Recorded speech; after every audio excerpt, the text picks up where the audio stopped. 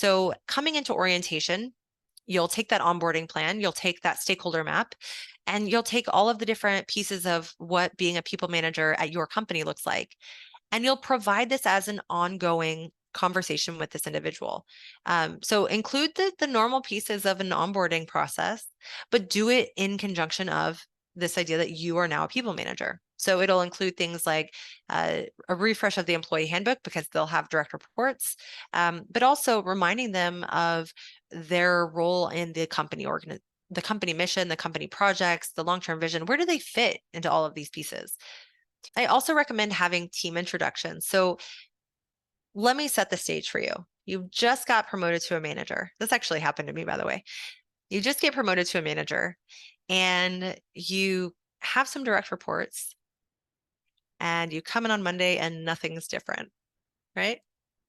Nothing's different. Nobody at this point has even told the direct reports that they now report to. So whose job is that? How is this going to be handled? Should I tell them? Should somebody else tell them? Like, what's that process look like? Hopefully, you've made it a smooth process. But even with that, what about the other team members? Who else knows? And so, what you can do as a leader is to set this individual up for success by saying, "Hey, so and so has now been promoted to manager of this team.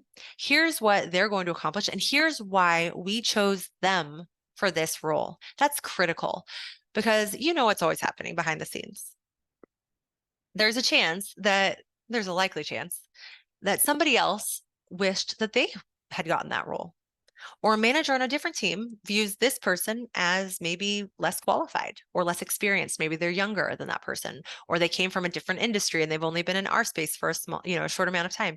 Whatever the case may be, there's always going to be somebody somewhere who's like, wait a minute, why are they a manager? Your job is to just to squash that conversation by making it really clear as to why this person is now managing.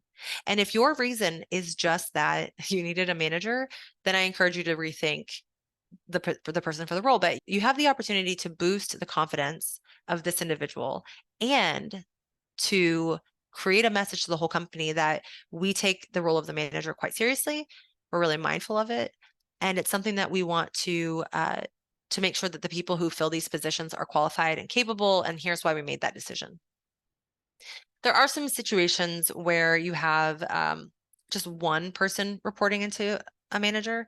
It is still very important to communicate that to the team because today it's just one person, and a year from now it could be 5 people, and then you miss your opportunity to communicate exactly why this person is in the role.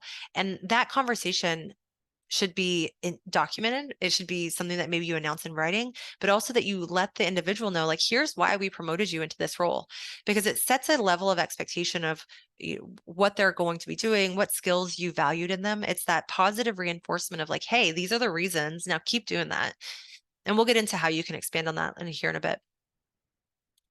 And then from there, in that first week, you're going to set up some initial meetings. Now, you should have the manager set these up, but if you've had the conversation with the team to say this person's now a manager, have them go to schedule the one-on-one with HR, with IT, whoever they need to, like from a technical and like kind of administrative standpoint.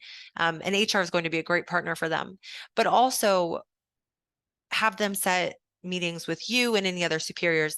It's a great opportunity for a skip level meeting with your boss as well. So go for a skip level upward to your boss's boss. So it's kind of their boss's boss, right?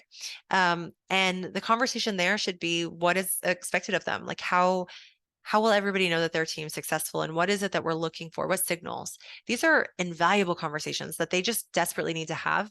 And yet too often when you're promoted without this formal process, you don't get to have that conversation. And then, like I said earlier, the further you move away from that initial promotion, the harder and harder it is to have this conversation.